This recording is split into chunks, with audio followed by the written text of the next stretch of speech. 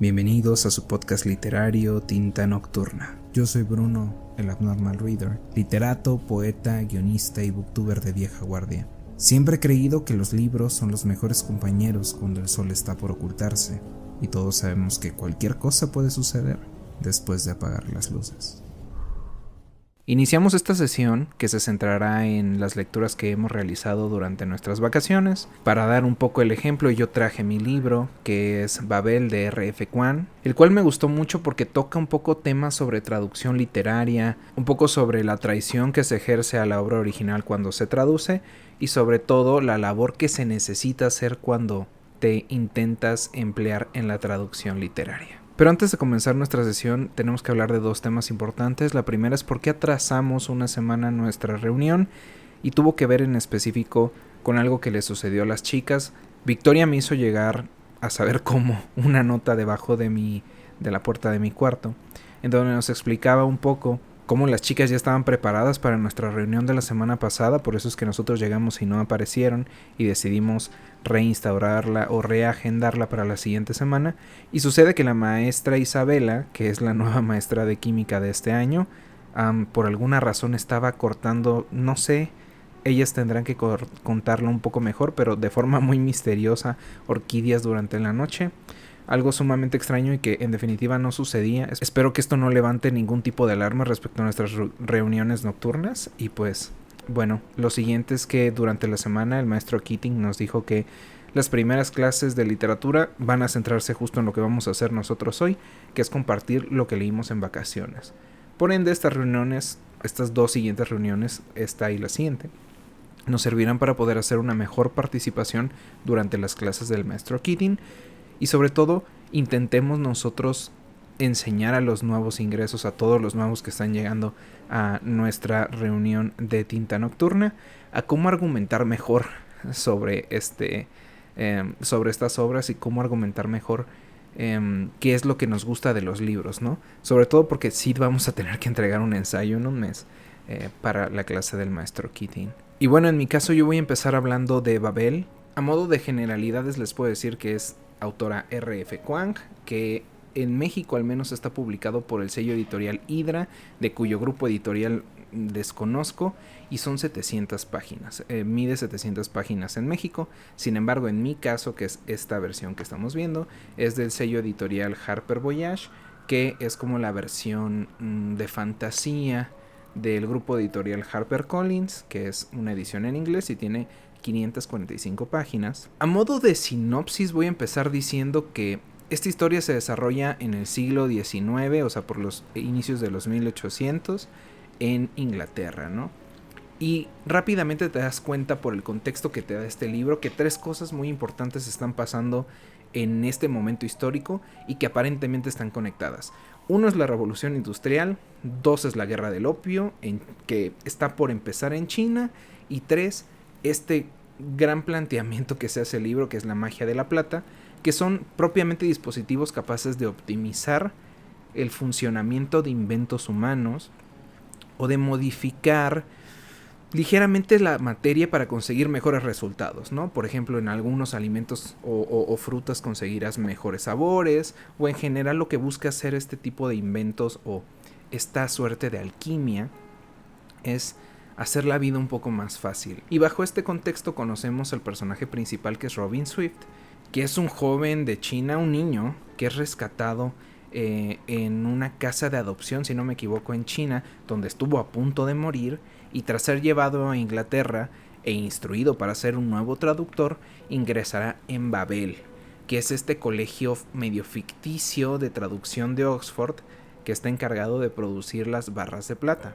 Todo esto sin saber que se va a enfrentar a oscuros secretos que guarda el propio colegio y que ya no se pueden esconder, ¿no? Que son desde manipulaciones políticas hasta sociedades secretas muy propias del género y rebeliones. Y es que todos sabemos que cuando hay una guerra a la vuelta y todas las personas que tú aprecias están inmiscuidas en uno u otro bando, no te queda más que elegir tu postura, y ninguno de todos estos procesos sí va a llegar a ser pacífico. Iniciando propiamente con la reseña, debo de admitir que llegué a este libro como otro más del género, otro más de esta lista de Dark Academia que deberías de leer. Pero en definitiva se ha convertido en no solo lo mejor que he leído este año, sino escaló rápidamente a mi top de favoritos de la vida. Y es que tiene todo lo que me encanta leer en un libro. O sea, para mí tiene todo el sentido del mundo porque me encanta todo lo que está planteando. Para empezar, es fantasía. A mí me gusta mucho la fantasía.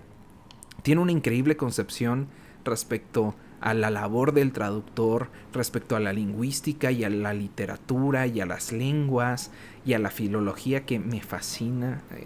Es un libro que toca esos temas de una forma en la que creo mucha gente se va a enamorar del tema.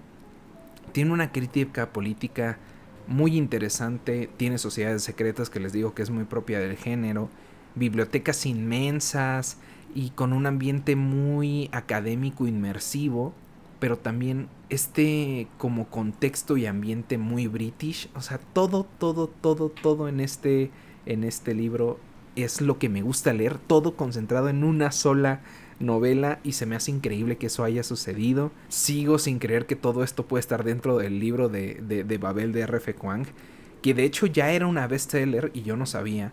Ya era una bestseller por una saga que ahora necesito leer, llamada The Poppy War o La Guerra del Opio, y que mucha de esa temática se rescata en este libro, y ahorita vamos a hablar un poco de eso. Bueno, ya entrando un poco al libro, desde el primer momento este libro me encantó, ¿no? Es una historia así, Dark Academia, pero centrada en Oxford, inicios del siglo XIX, que yo ya me imagino que ya con eso de por sí es encantador en el ambiente. Tienes un mapa sobre esta antigua Oxford que estaría muy interesante. Te van describiendo al inicio que este mapa que aparece aquí está sustentado en el archivo de histórico de la institución, y te enseñan también el mapa de la Academia Babel de traducción. Entonces ya saben lo que yo digo, ¿no? Si tiene mapa vale la pena leerlo. Además nos habla sobre esta antigua academia de traductores que en teoría no existe en la Oxford normal, y digamos que un poco sobre eso vamos a ir averiguando a través del libro, el por qué. Y lo que me gusta es que muy rápidamente, que en un pequeño prefacio, ya te está llegando directamente o te está colocando en este punto histórico. Uno cargado de mucho movimiento social, las máquinas están reemplazando a los humanos en las fábricas, una reina Victoria que está a punto de tomar el poder, un nuevo surgimiento de los imperios europeos que evidentemente van a dejar, o como se mostró en nuestra historia, un auge económico bastante duro, pero a costa de todos estos países colonizados o las colonias, ¿no? Y al mismo tiempo de todo esto que ya sabemos, está esta guerra de poder en contra de China, donde el Imperio Británico va a generar algo que se podía considerar hoy en día como una humillación histórica, y que de hecho muchos ciudadanos de China siguen, pues no sé si utilizando como un motor para ser una potencia mundial, pero sí es un discurso de orgullo nacional chino que sobrevive hasta nuestros días debido a justo la guerra del opio que va a causar Inglaterra. Bajo todo este contexto histórico y caldo de cultivo muy extraño se gesta esta historia que nos hablará sobre si el imperialismo y la obligación del oprimido de buscar su lugar en el mundo y sus propios derechos bajo su propia mano, pero también la necesidad de encontrar voces representativas dentro de un movimiento social. ¿Quién pensaría que en una novela que podría catalogarse para jóvenes adultos, una novela adulta pero que realmente tiene mucha carga de fantasía, íbamos a encontrar todos estos temas tan complejos de una forma tan bien llevada? Es que está muy bien llevado este libro. Y hablando un poco del personaje principal, que tiene, creo yo, una carga simbólica muy interesante, tenemos a Robin Swift, que les decía, es un joven chino que es criado en Cantón, y desde niño ha tenido una formación plenamente británica. En su casa se explica que su madre tenía un acuerdo, y después se descubre por qué y con quién, de siempre ser cuidado bajo una perspectiva y una crianza de que desde niño supiera ambos idiomas, el cantonés y el inglés. Pasa sus ratos libres leyendo los viajes de Gulliver, justamente de Swift, y de ahí es en donde extrae su nombre internacional, porque te cuentan este proceso que de hecho se lleva a cabo mucho hoy en día. Gente que tiene que tal vez, no sé, te ha tocado algún alumno de intercambio que viene de un país asiático y te dice un nombre muy, pues sí, occidental. Y ya después de una larga plática te explican que sí tienen un nombre, pero se lo cambiaron justo por problemas fonéticos y que prefieren tener el nombre internacional. Pues eso hace también Robin Swift. Extrae su nombre internacional del autor de los viajes de Gulliver. Y justo estaría muy interesante analizar, y lo voy a tocar un poco, sobre si hay una relación simbólica entre el nombre Robin y el escritor, o de Robin y los viajes de Gulliver, que siento que ahí adentro se pueden interpretar algunas cosas, ¿no? Por ejemplo, en el caso de esta relación de Swift con, o del personaje de Robin con los viajes de Gulliver, podría ser el hecho del sentido de adaptación del protagonista. O sea, nuestro protagonista busca la forma de adaptarse al espacio y se deja moldear en ocasiones por él mismo, algo que de hecho sucede con los viajes de Gulliver. Gulliver se va encontrando con diferentes sociedades que paulatinamente primero lo juzgan, o primero se siente como este personaje de pez fuera del agua y se va adaptando al mismo para sobrevivir y en parte para aprender del entorno. Esto mismo sucede con Robin en la obra, pues llega a una escuela que no conoce, un país que no conoce, y rápidamente te das cuenta que va adoptando ciertas cosas que dejan en cierta duda dónde está su lealtad y dónde está su individualidad. También es interesante cómo Robin es un personaje que mantiene una dinámica muy curiosa con la muerte. La conoce bien, de hecho creo que tiene mucho sentido que la primera imagen, una muy dura por cierto, que tenemos al inicio del libro, no es un spoiler, son las primeras páginas, es que el niño se está muriendo. Tú ves una imagen bastante tétrica alrededor de un lugar lleno de cadáveres, o con bastantes cadáveres, y está a punto de morir hasta que entra otro de los grandes personajes de esta historia, que es el profesor Richard Lovell, que de hecho es traductor en Oxford y que guarda una relación importante con la familia de Robin. Lo salva utilizando por primera vez una vara de plata, que les digo que es como que parte del centro de lo que se habla en esta obra. Lo traslada a Inglaterra y lo instruye tanto en clases de latín y griego, con la finalidad de que tenga los requisitos mínimos para poder aplicar y entrar a Babel. Y conforme pasa el tiempo te das cuenta de que Babel es, inclusive en este momento histórico, el centro hegemónico de todo el imperio británico, dentro de una escuela que en teoría, pues no sé si debería de ser apartidista, pero por lo menos debería de criticar el sistema. Y digo que es el centro hegemónico porque tiene todo el sentido del mundo. O sea, en esta torre que se puede ver en el libro justo aquí al lado, están produciendo la mayor cantidad de plata en todo el mundo, que esto a la vez impulsa los constantes avances tecnológicos y que a la vez impulsa al imperio británico a poder darle fuerza para que se pelee con quien quiera, y que cuyo origen se sustenta en este vacío de significado, y ahorita voy a explicar un poquito qué me refiero con eso, encontrado entre las palabras de diferentes lenguas a la hora de traducirlas, y que gracias al hecho de que las palabras cuando se traducen no se pueden traducir del todo literalmente, o sea, lo que significa en una lengua no necesariamente va a significar de forma equivalente por completo en la otra. Dentro de esos vacíos, se explica, se crea esta magia alquímica, y es por eso que la plata es el perfecto catalizador para esta magia que funciona potenciando actividades cotidianas o lo que ya les explicaba anteriormente. Como estamos hablando de un poco de magia suave, te van metiendo algunas como que algunas reglas, ¿no? Te dicen que estas barras de plata solo pueden ser activadas por personas que conozcan por completo las lenguas que están grabadas en las caras de estas barritas, porque te explican que es medio como un trapecio o un cuadradito de plata, haciendo necesario, o al menos atractivo, tener, por ende, estudiantes de todo el mundo con becas que les permitan dedicarse a la investigación traductológica. Y justo es lo que empiezas a ver al inicio del libro, o un poco avanzadas las páginas, en donde Robin no es la única persona extranjera en Babel haciendo labores de traducción desde griego, latín y combinándolas con palabras que encuentran una relación aparente filológica con palabras en chino o con palabras en español o con palabras en diferentes lenguas. Y creo que hay parte algo que me gustó mucho y que no he escuchado tanto hablar respecto al libro, y es que esta tipo magia de plata que se está utilizando, que es como alquimia en cierto sentido, porque cambia propiedades físicas casi de la nada, o sea, sí utilizando los vacíos traductológicos, pero casi de la nada, es un símil de lo que sucedió verdaderamente en la Revolución Industrial Inglesa, dejando a varios trabajadores de las fábricas sin trabajo, y que por periodos históricos generó mucho descontento social y pobreza, ¿no? La magia, al menos en esta versión alterna de la historia,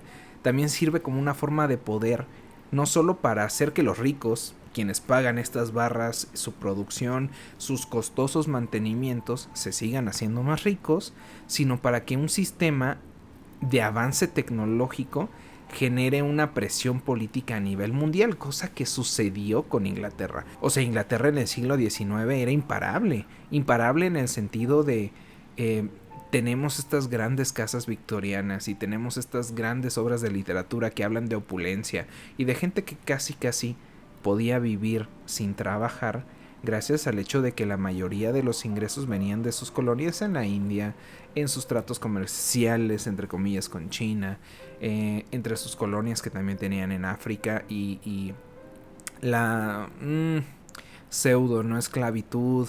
Pues sí, a final de cuentas, Inglaterra en este periodo era imparable, generaba una presión política muy grande porque tenía los barcos más rápidos, las armas más poderosas y sobre todo armas que generaban cada vez más destrucción. Kwang, la autora, utiliza todo esto para plantear una, al menos a mi criterio, muy clara crítica al naciente capitalismo voraz y al sistema ya medio hibridado entre el imperialismo, pero ejercido a través del dinero, como lo fue la revolución industrial. La autora, la neta, no se tienta la mano al mostrar lo inmiscuido que estaba el imperio en otros países, boicoteando sus sistemas políticos, ejerciendo presiones militares, o ambas al mismo tiempo, con tal de conseguir el libre mercado. Y tampoco se tienta la mano en retratar todo avance tecnológico como este bien intencionado aspecto de investigación inicialmente, que puede ser corrompido por el Estado o por el capital y tiene consecuencias muy fuertes en la clase trabajadora. Este libro y esta crítica caen como anillo al dedo a una sociedad del siglo XXI que cada vez puede ver más cerca el uso de robots e inteligencia artificial como otro gran avance histórico que promete crecer aún más la brecha salarial y contractual y que amenaza con devolver la pobreza extrema a muchos profesionistas, personas que ya pasaron por un estudio académico no básico, y sobre todo esta relación que tiene el capital detrás, que solo busca a toda costa el uso de incrementar ganancias y de generar esta brecha entre hiperricos y el pueblo común, solamente por tener mejores ganancias y mejores profits. Creo que eso es lo que más me gustó del libro, o sea, que Kwang logró magistralmente tomar un conflicto que parece históricamente ajeno, porque te lo vende como fantasía o te lo vende como que pasó hace 2 siglos, renovarlo con la capacidad de que el lector pueda crear una conciencia al respecto. Me gusta mucho eso, me gusta mucho el momento histórico, porque este libro fue publicado hace 2 años y posteriormente tuvimos un Oppenheimer y hoy en día estamos hablando sobre huelgas y este año tuvimos huelgas sobre la inteligencia artificial. Entonces se me hace un discurso muy acorde y muy bien embonado en este proceso histórico que estamos viviendo y que vamos a seguir viendo en los próximos años. Otra cosa que también me encantó es esta crítica muy sagaz que hace la autora respecto a la academia, ¿no?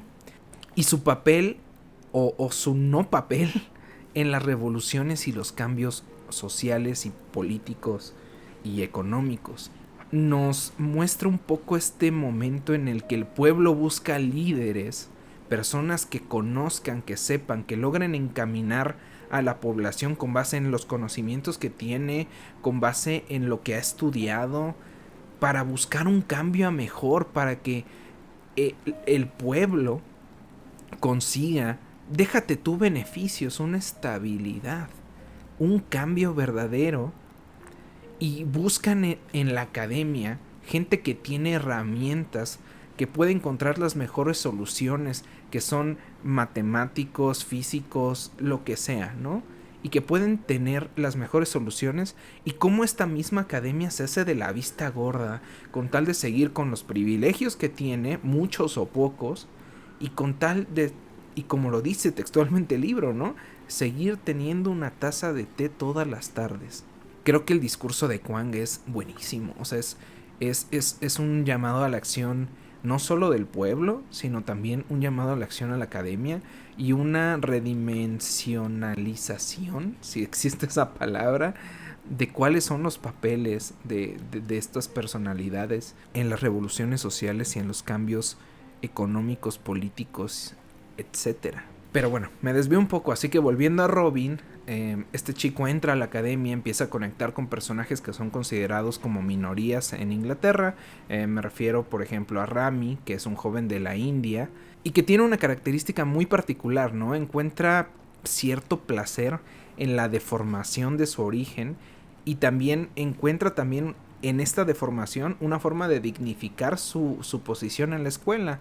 Cuentan un poco de que a él le gusta constantemente decirle a los ingleses que él es un hijo de un por así decirlo, rey de la India, y que su familia, así como para que al menos de esa forma la gente de Inglaterra lo trate como un igual, pese a que él está diciendo que es lo máximo y lo plus qua ultra en su país. Y lo que me gusta es que crea como un cuarteto de personajes que hace un gran contraste entre ellos. Y el contraste se ve realizado en el hecho del personaje de Letty, que es una británica de cepa, o sea, es una hija de un almirante naval inglés, pero que al mismo tiempo es la mejor amiga de Virtua, que entre las muchas cosas que puedo decir de ella es que toma mucho protagonismo en el tercer acto de la historia, pero que funciona como este contraste de personalidades. Virtua viene de Haití. Bueno, el punto es que Robin y sus amigos logran entrar al colegio de Babel, y no pasa mucho tiempo en el que se dan cuenta que guardan demasiados secretos. Y no solo esto que les decía de que Babel es el centro hegemónico al parecer del ejército y de la corona inglesa en este momento por la plata, sino también porque guarda una sociedad secreta que funciona y que hace una conexión muy interesante entre el nombre, como un Robin Hood. O sea, y creo que es eso, ¿no? Un juego simbólico entre el nombre del protagonista, Robin Hood, y Swift. Y esta sociedad que se llama Hermes se dedica a robar barras de plata o información para ayudar a las personas más pobres, o minimizar presiones políticas en todo el mundo, ¿no? La utilizan también como para hacer un contrapeso entre el Imperio Británico y las colonias o los lugares en donde se están ejerciendo presiones políticas. Esta sociedad Hermes, les digo, también siento que tiene una relación muy importante en el papel que tendrá, sobre todo en el segundo y tercer acto. Hermes, no sé si saben, pero es el dios griego que manda las noticias, ¿no? Entonces, un poco lo que está buscando hacer Hermes en este contexto histórico y en este punto social es generar una cierta conciencia en el mundo respecto a lo malo del imperialismo británico, y cómo a su paso deja hambruna, pobreza y destrucción. Entonces se logra entender un poco este juego, ¿lo ves, no? O sea, Hermes enviando el mensaje, se me hace curioso cómo tiene estos jueguitos simbólicos. Y el punto es que Robin en los primeros días de clases descubrirá que hay lazos que lo vinculan con Hermes, y mientras intenta ir sobreviviendo estas manipulaciones y traiciones, también nos va enseñando, o nos va mostrando la autora, cómo en Robin, se va creando una sed de venganza y una búsqueda de justicia que puede irlo trastornando en una persona muy diferente a la que eres al inicio. Y es que en serio este libro maneja, a mi criterio, de forma muy buena la sensación o los efectos del racismo y la xenofobia, la lógica detrás de este sistema proteccionista de las colonias, y cómo el sistema político está, pero en serio, intrínsecamente relacionado, casi podría decirse que uno maniatado por el otro, del sistema capital desde su origen. O sea, estamos hablando que si bien aquí no es el origen del capitalismo tal cual, sí estamos en un momento en el que pues los imperios están decayendo. Y pese a que me metí en temas bastante complejos de geopolítica y economía y muchas cosas, lo mejor de todo este libro, aunque no lo parezca, es su reflexión respecto a las lenguas, a su utilidad, si queremos verlo así, a su papel formando o moldeando ideologías, ¿no? Al papel que desarrolla el traductor, que pese a todo lo que les he dicho antes, es tocado desde una perspectiva romántica, pero también se toca el tema de la traducción casi como un proceso mágico, y eso a mí se me hace muy bonito porque a mí me fascina traducir y es parte de lo que me gustaría hacer para vivir en un futuro. Otra de las cosas que siento que desde el inicio me dijo empezamos duro es que desde minuto uno, o sea, momento uno, el libro empieza con una cita de Antonio de Nebrija, que para quien no lo sepa, es el creador de la primera gramática de nuestra lengua, del español. Y no lo cita en inglés, traduciéndolo al inglés, lo cita en español. Pese a que mi edición esté en inglés, la cita de Nebrija está en español. Y dije, man, R.F. Kuan es de las nuestras. O sea, es de las nuestras. Es una lingüista de cepa. Es una persona que parte desde un estudio y que abordará todos estos temas de la forma más respetuosa posible. Y no me equivoqué. Es un libro con citas preciosas que explica y valora la compleja tarea de la traducción. Cómo esta no solo se basa en buscar en el símil literal de una lengua a otra, palabra por palabra, sino una reinterpretación, una cierta traición de la parte del traductor a la hora de traducir, pero también la valoración de todo tipo de lenguas, la complejidad que puede llegar a tener cualquier lengua en este mundo, la complejidad que puede tener el estudio de esas lenguas en este mundo y lo importante del mismo, porque a final de cuentas, una lengua es solo otra lente como esta para ver mejor el mundo. Por eso es que me encantó este libro. O sea, sí tiene todo esto que les dije al inicio, pero también es un libro de traductores, filólogos y lingüistas para traductores, filólogos y lingüistas. Es una carta de amor para aquellos que pasamos por un salón de clases de lingüística y literatura, como fue mi caso, pero que rescata temas que no podemos olvidar como estudiantes de esta misma lengua, ¿no? De esta misma carrera me refiero. Lo importante que tal vez es en el mundo y lo poco valorado que se tiene estos conocimientos y la responsabilidad social que adquirimos al estudiarla. Es muy bueno este libro. Yo en serio lo recomendaría para cualquier estudiante de literatura, lingüística sobre todo, filología. Creo que este libro te hace enamorarte de lo que vas a estudiar, de lo que estás estudiando y de la importancia que tiene hacerlo, inclusive hoy en día en donde, como les digo, el capital maniata todo discurso que esté en contra del mismo capital. Y bueno, como tema literario que vamos a hablar es un poco ahondar en esto sobre la traducción literaria y la labor del traductor, que siento que es el tema central o parte de los temas centrales que tiene R.F. Kuan en el libro. Y les digo, quiero reflexionar un poco respecto a la traducción, ¿no? El libro Babel no solo nos muestra este lado romántico de traducir, con este juego inicial de palabras de esto no se puede traducir literal lengua a lengua y gracias a que no se puede traducir, una lengua te permite acceder a comprender o describir el universo de una forma compleja diferente a la que nosotros con tu propia lengua y tu propia lente lo puedes hacer. Nos habla sobre esta complejidad de las lenguas y lo complejo que es el universo a través del entendimiento de las diferentes lenguas. Pero tampoco solo va de eso, también nos habla sobre cómo las palabras que hoy utilizamos tienen orígenes en otras lenguas y cuyo significado pudo deformarse por muchas cuestiones.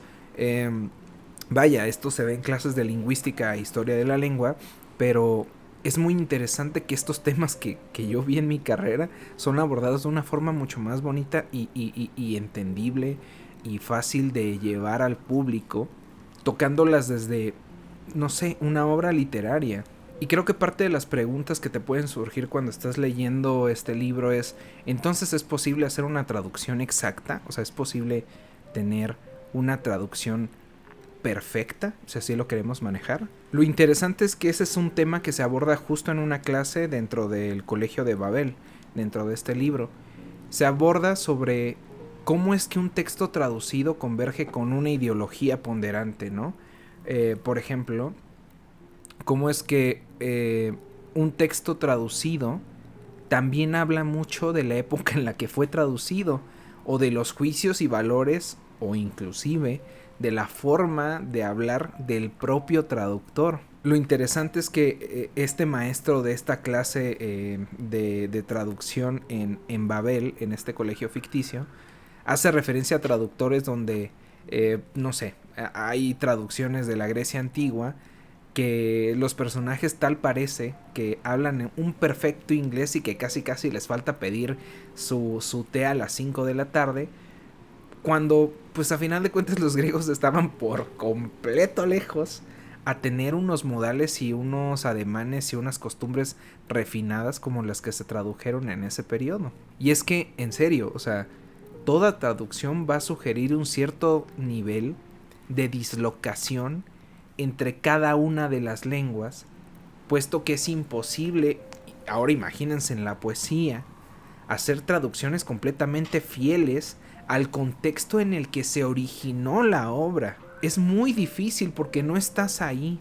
Podemos encontrar, por ejemplo, y tendríamos todos los motivos para decir que hay una muy buena traducción de nuestro siglo, y hay una muy buena traducción del siglo pasado, pero no podríamos decir que hay una traducción última o que es la mejor, porque entran todos estos factores que tienen que ver con el contexto al que no podemos acceder por completo, porque no vivimos ahí, porque nosotros analizamos y hay historiadores y hay arqueólogos y hay filólogos, pero no podemos saber a ciencia cierta. Y ponte a pensar qué realmente significaba una palabra en ese periodo histórico en específico.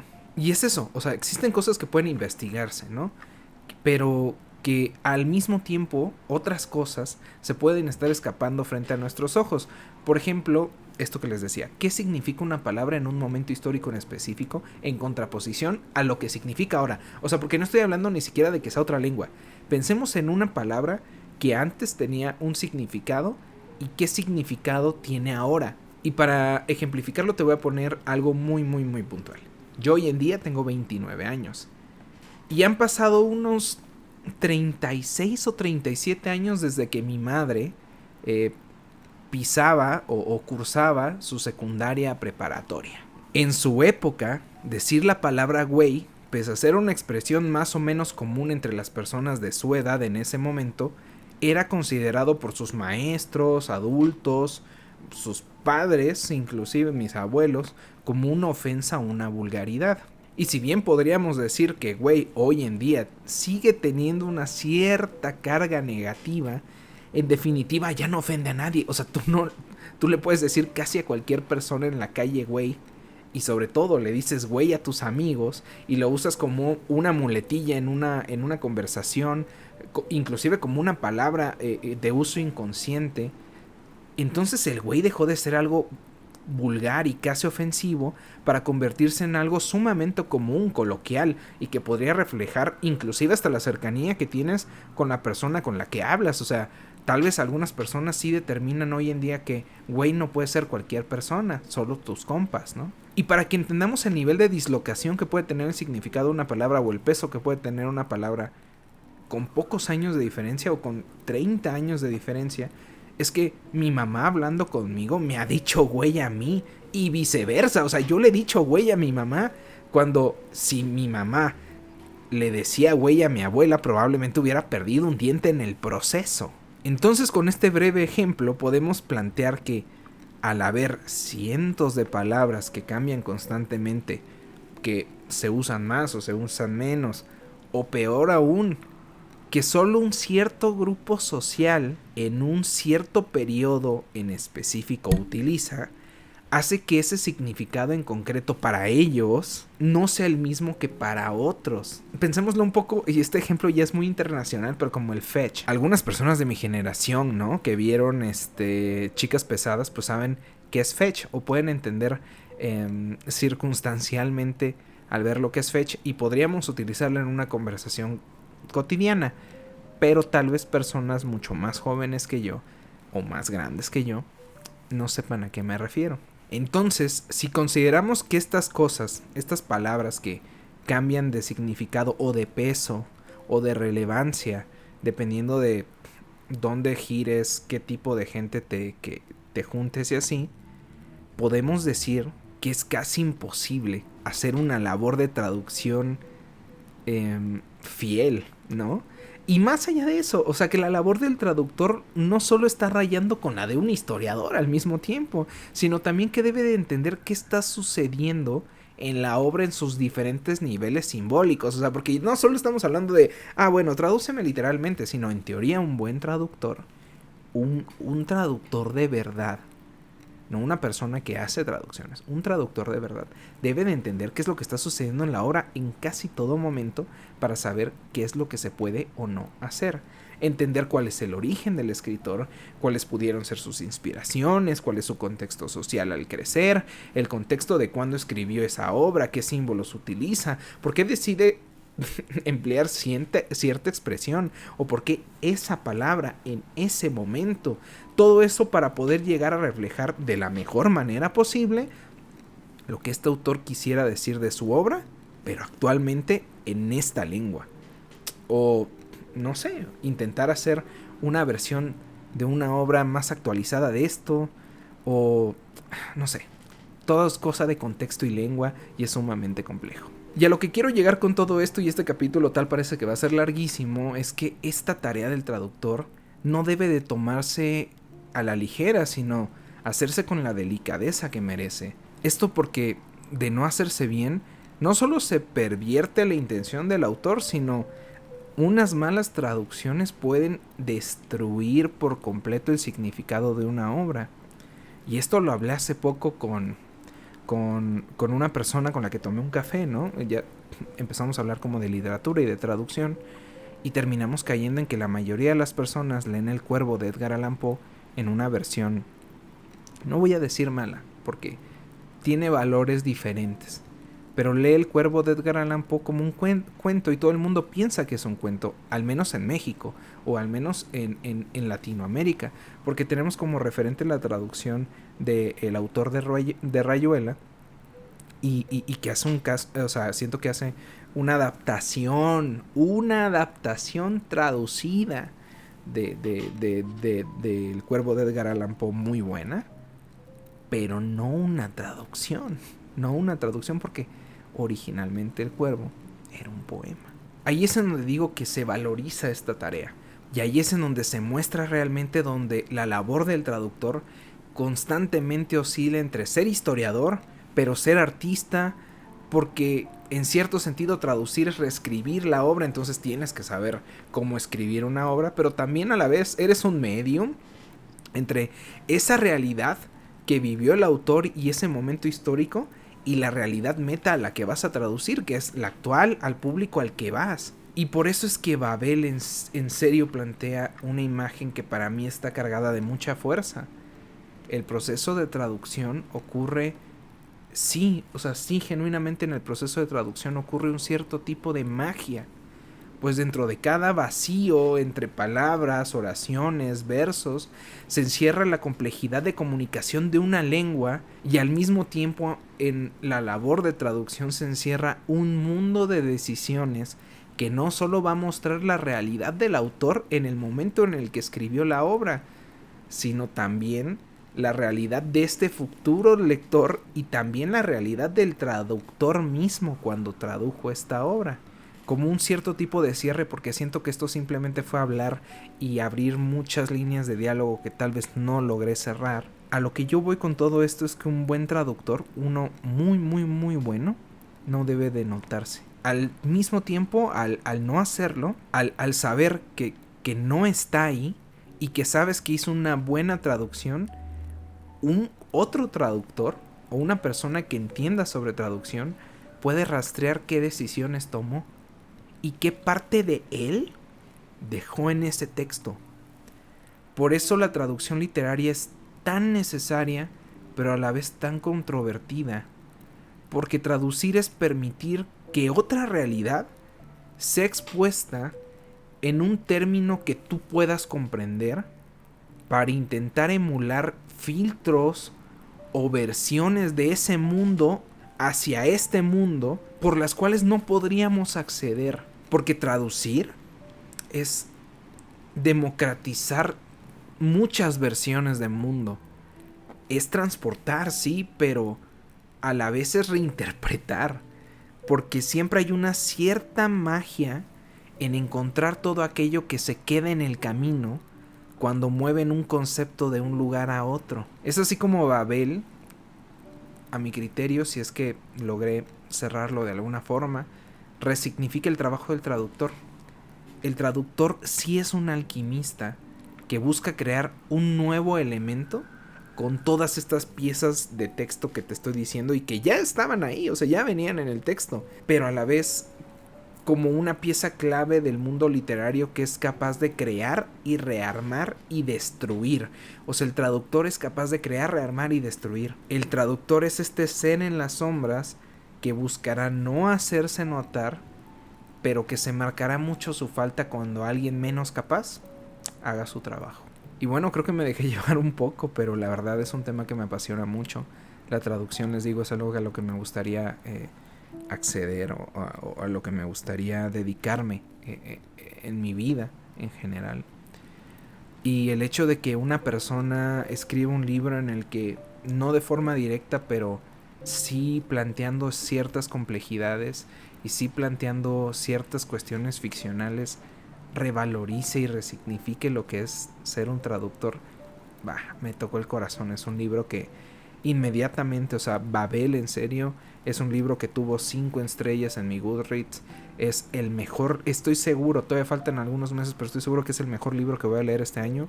Y ya se posicionó en el top 3, inclusive diría top 2 mejores libros que he leído en toda mi vida.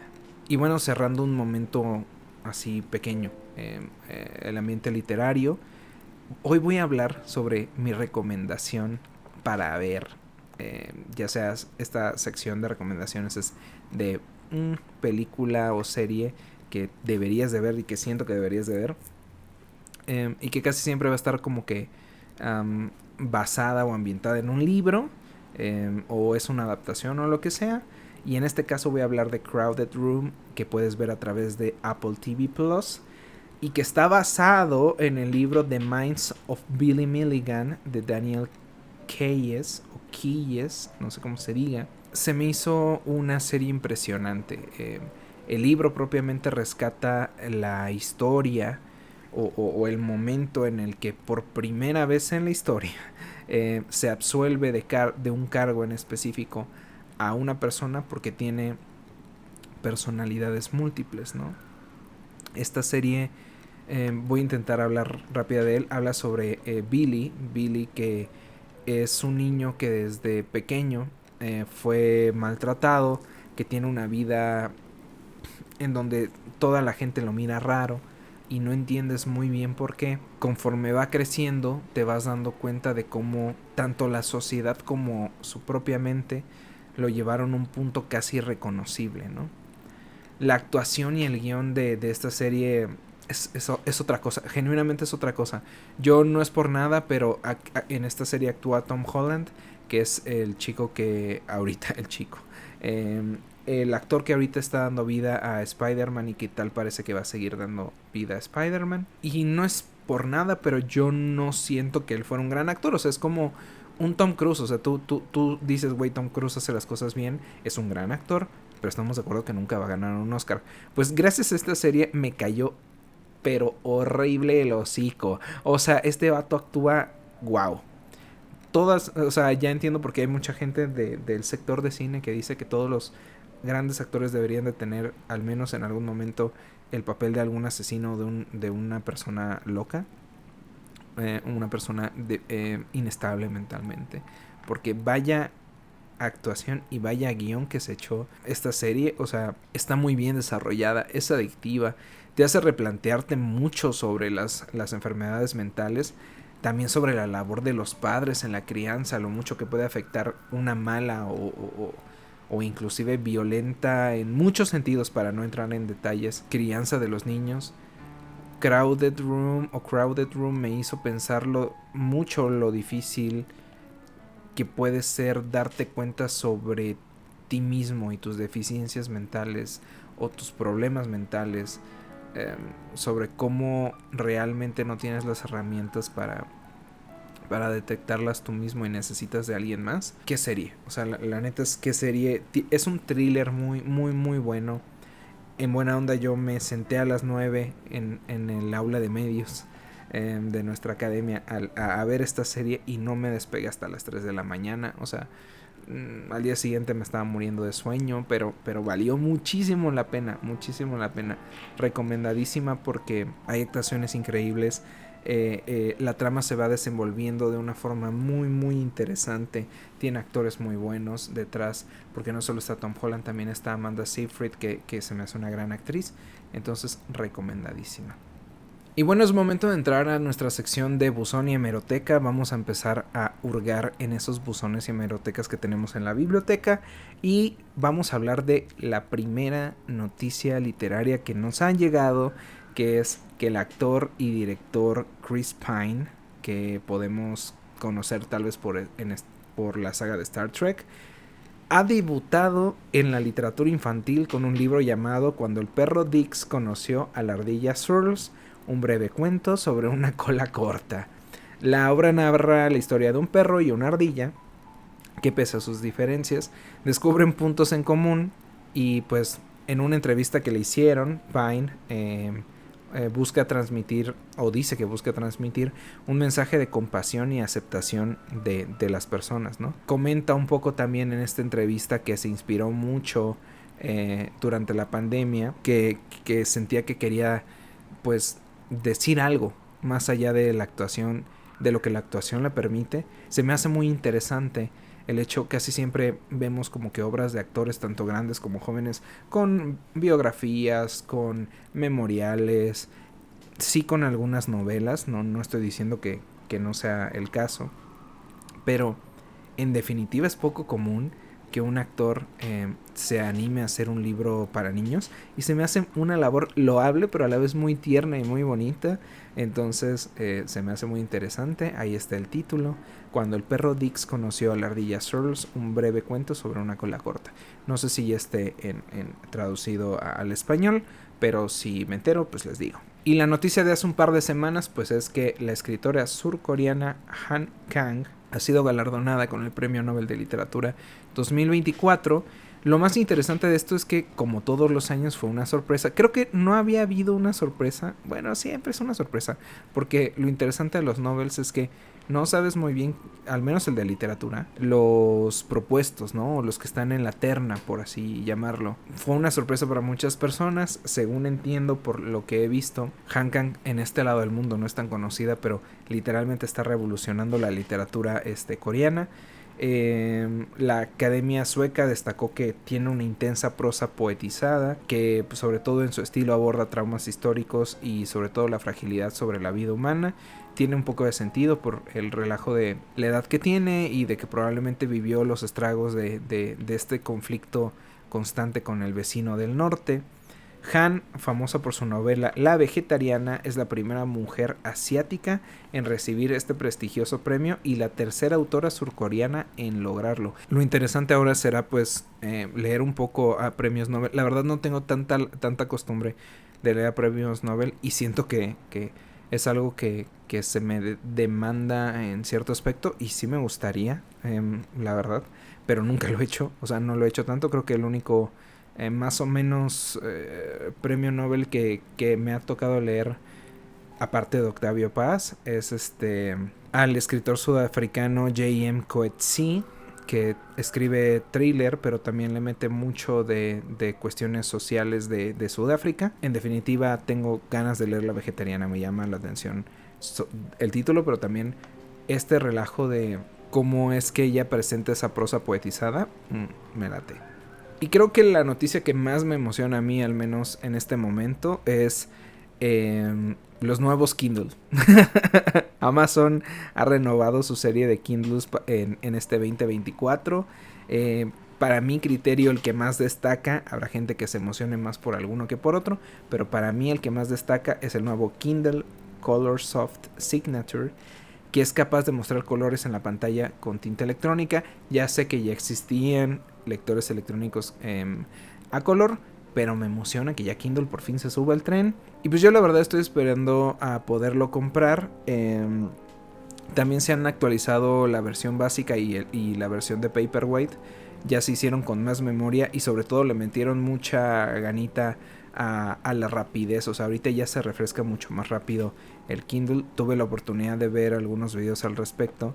Y también algo que está muy bonito es que ya también le metieron colores al Kindle, le metieron color matcha. Dios, o sea, qué hermoso que ya tenemos un Kindle básico color matcha. Siento que más colores estaría bien que se empiecen a implementar, porque pues le da una cierta personalización, la neta. Y pues mucha gente, sobre todo amigos más cercanos, se emocionaron más por el Kindle Scribe, que pues va a utilizar como cierta función de inteligencia artificial para modificar los textos mientras tú estás haciendo como que anotaciones. Se pueden reservar, se supone que las entregas empiezan a partir del 30 de octubre, pero yo ya he visto que ya hay gente que ya los tiene, que ya los ha pedido.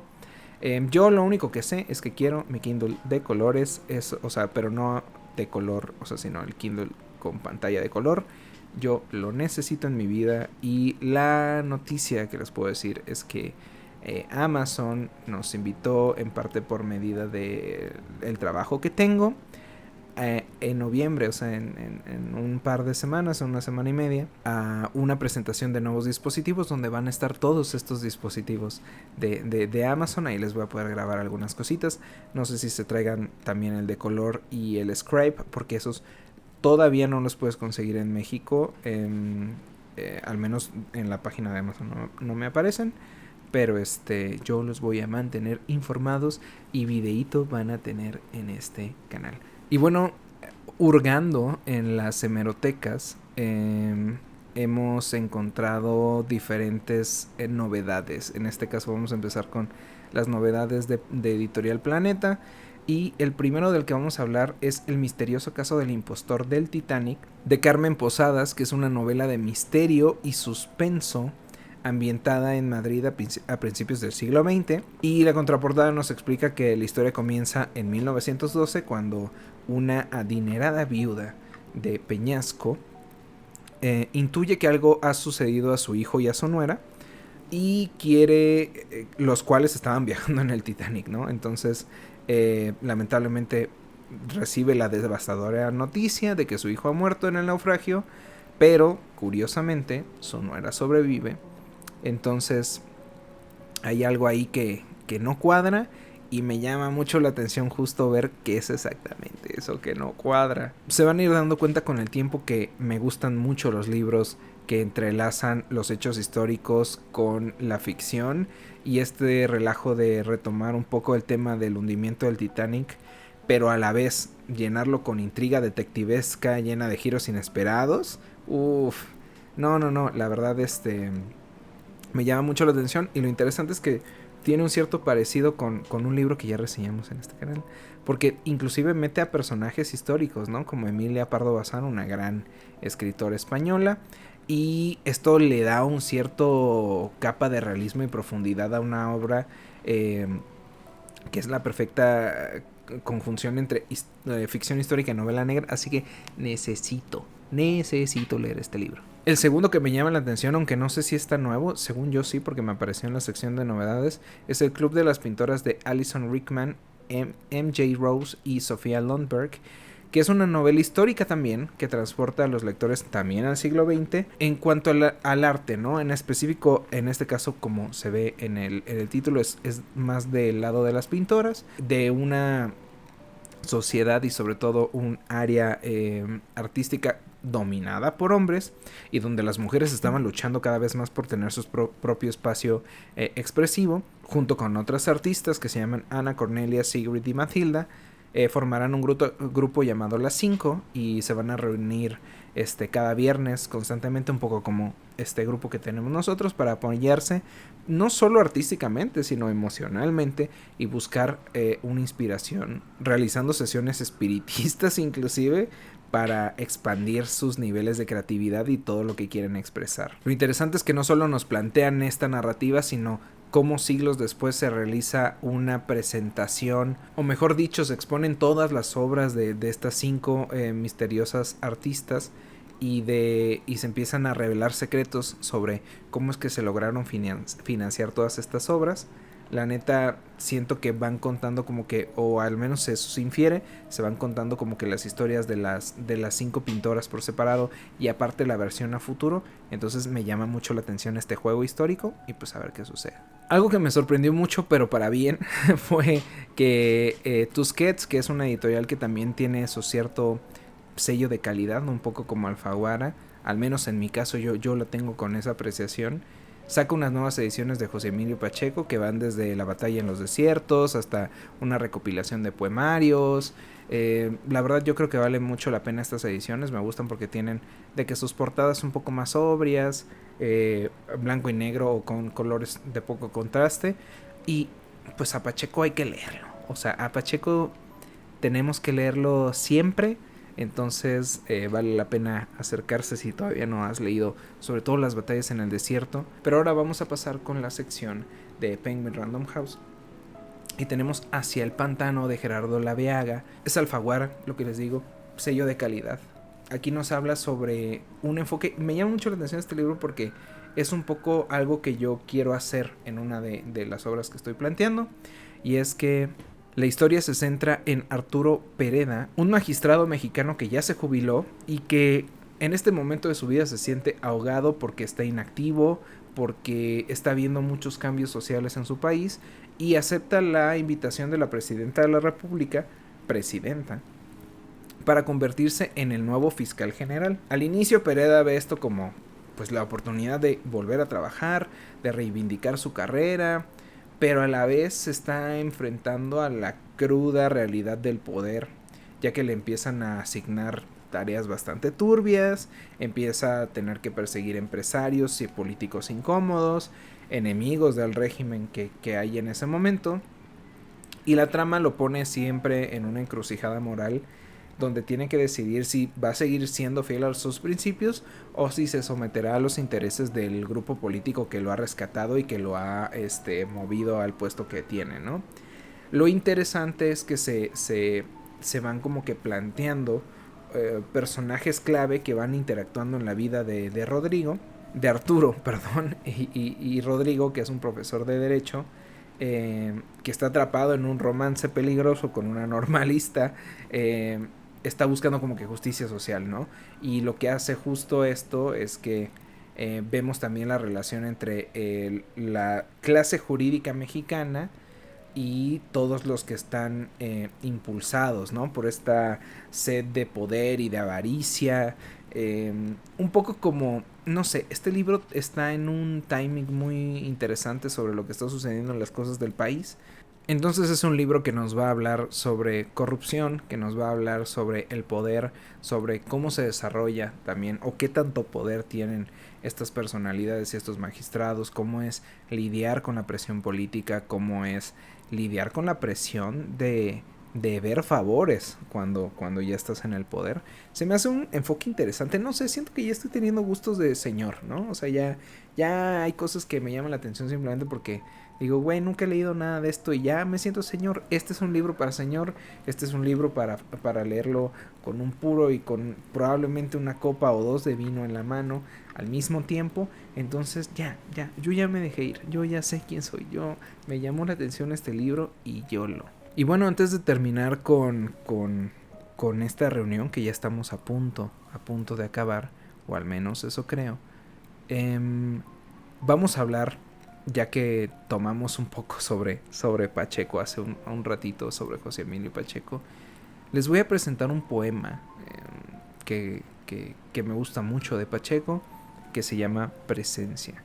Espero que les guste y que también les anime a acceder a sus poemas. Hay muchas cosas interesantes que ver en Pacheco. Ejemplo de esto es el Inventario, una antología de varios poemas que tiene Pacheco y que están en Ediciones Era, que puedes conseguir en Ediciones Era y que tiene la recopilación de todos los poemas que ha escrito. Este es uno de mis favoritos, se llama Presencia. ¿Qué va a quedar de mí cuando me muera? Si no esta llave ilesa de agonía, estas pocas palabras con que el día dejó cenizas en su sombra fiera. ¿Qué va a quedar de mí cuando me hiera? Esa daga final, acaso mía, será la noche fúnebre y vacía que vuelva a ser de pronto primavera. No quedará el trabajo ni la pena de creer y de amar, el tiempo abierto, semejante a los mares y al desierto. Ha de borrar de la confusa arena todo lo que me salva o me encadena, mas si alguien vive, yo estaré despierto. Pues sí, un poco un poema de reflexión, ¿no? De reflexión sobre la existencia, de reflexión sobre lo que dejamos cuando nos vamos, sobre, no sé, sobre lo que nos gusta. No podría decir que es el poema con más punch de José Emilio Pacheco, pero me gusta mucho el que sea un soneto, me gusta mucho que tenga esta rima clásica, me agrada. Es un gran soneto de José Emilio Pacheco haciendo a veces alusiones a los clásicos del siglo de oro español. Vale mucho la pena Pacheco, chéquenlo. Y bueno, como podrán escuchar, cada vez baja más el volumen nuestro compañero, entonces yo creo que es momento de irnos a nuestras habitaciones con Foster. Nada más les recuerdo que hay que tener cuidado con lo que nos diga la maestra de química, ver qué sucede y sobre todo que este capítulo les sirva de ejemplo para ver cómo van a presentar la clase los que estén en la clase de literatura del profesor Keating, cómo van a presentar sus ensayos. Yo agradezco mucho que hayan estado en esta reunión. Recuerden que todavía estamos abiertos a recibir a nuevas personas, así que pueden invitarlos siempre y cuando mantengan silencio y ya saben todas las reglas que tenemos descritas en la sesión pasada. Yo por este momento voy a cerrar la sesión. Recuerden encender sus velas y caminar lo más tranquilo posible para que nadie durante esta noche sea descubierto. Tengan muy bonita noche y hasta el siguiente capítulo.